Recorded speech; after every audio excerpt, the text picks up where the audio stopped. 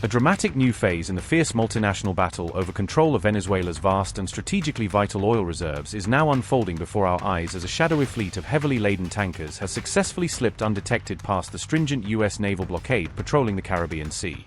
This returning tanker fleet has triumphantly re-entered Venezuelan territorial waters after weeks of high-stakes evasion maneuvers, brutally exposing a deeply fractured, hotly contested, and increasingly unreliable global energy supply order where superpower embargoes clash with rogue state resource defiance.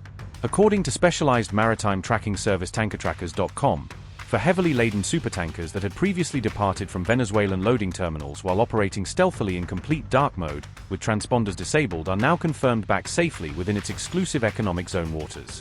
An entire flotilla comprising approximately a dozen fully loaded massive oil tanker vessels departed from Venezuela's key export terminals last month, right in the midst of an airtight strict U.S. naval and air blockade operation designed to choke off all petroleum exports. This bold maritime maneuver was executed in apparent brazen defiance of the comprehensive economic embargo personally imposed by President Donald Trump on the Maduro-aligned oil trade since mid-December to economically strangle the socialist regime's primary revenue lifeline. One of the vessels in this high-profile fleet, the massive Panama-flagged supertanker M. Sophia, loaded with millions of barrels of sanctioned crude, was dramatically intercepted by U.S. Coast Guard and Navy forces earlier this week and subsequently seized as contraband under international maritime law. The M. Sophia, a massive Panama-flagged supertanker, was ultimately seized by U.S. authorities in a high-stakes operation targeting illicit Venezuelan oil transport. The Olena, an Aframax tanker registered under the flag of São Tomé and Príncipe, was intercepted by U.S. forces during heightened patrols but was later released after inspections.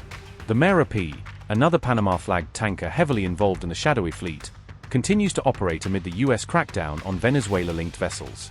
The Minute Hang, a Cook Islands-flagged tanker navigating these tense waters, has so far avoided capture despite the intensifying U.S. blockade efforts near Venezuela.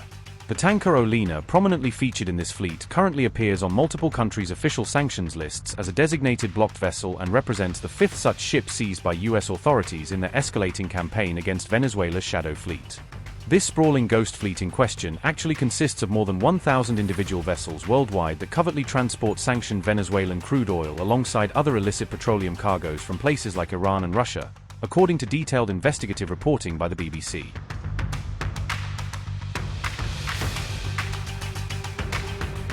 On January 9, during a high-stakes closed-door meeting convened with top global oil company executives at the White House, President Donald Trump publicly announced that critical arrangements facilitating stabilized Venezuelan crude oil supply chains had made substantial concrete progress forward.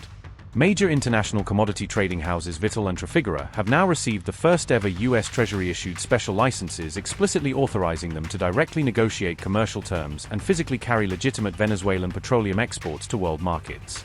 The meeting included top executives representing America's major supermajor integrated oil giants like Chevron, ExxonMobil, ConocoPhillips, as well as key midstream players Continental Resources and downstream refiner Valero Energy Corporation.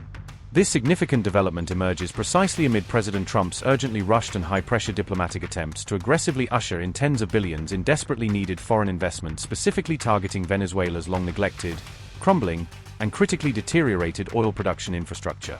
During the tense bargaining session, U.S. government negotiators desperately tried to secure firm multi-billion-dollar commitments totaling around $100 billion in fresh capital investments earmarked to comprehensively rehabilitate and modernize Venezuela's antiquated, sabotage-damaged upstream, midstream, and downstream energy infrastructure networks.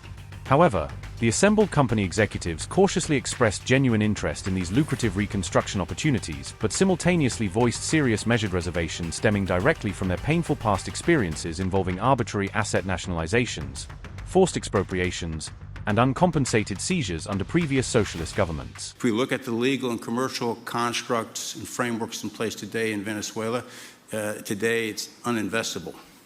And so significant changes have to be made to those commercial frameworks, the legal system. There has to be durable investment protections, and there has to be a change to the hydrocarbon laws in the country. For us, we haven't been in the country for almost 20 years.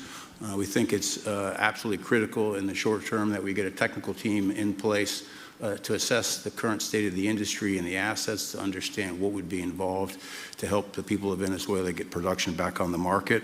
With the invitation of the Venezuelan government and with appropriate security guarantees, we are ready to put a team on the ground there. How long would it take you to get in there and get started? The first step, this technical team, as I talked with Secretary Wright earlier this week, we started from the beginning to put the team together so that if and when it was needed, we could hit the ground almost immediately. So we can hit the ground within the next couple of weeks. President Trump directly assured these skeptical assembled executives gathered around the conference table that they genuinely need not harbor any lingering skepticism about investment security despite the notoriously troubled history of repeated asset seizures and legal expropriations plaguing foreign operators. A lot of people left, a lot of big companies left. Many of the people sitting at this table left because of the safety risk and other risks. But you stuck it out. I give you credit for that. Sometimes it was hard. I remember 6 months ago I told you to stay, just stay. Things are going to happen, you'll be very happy. I didn't know they were going to happen this fast or this conclusively. One thing I think everyone has to know is that if we didn't do this, China or Russia would have done it. The president confidently claimed these ironclad investment protection guarantees would emerge organically from establishing reliable working partnerships directly with handpicked cooperative Venezuelan political and industry leaders committed to commercial normalization. The United States government has convincingly demonstrated through consistent diplomatic engagement that it maintains a remarkably stable, pragmatic, and productively evolving bilateral relationship with Venezuela's interim president Delcy Rodriguez steering the post-Maduro transitional oil sector. Meanwhile, interim President Delcy Rodriguez continues to publicly denounce both President Donald Trump personally along with the entire US-backed political ouster operation that dramatically removed Nicolás Maduro from power through that spectacular special forces raid on his Miraflores Palace compound.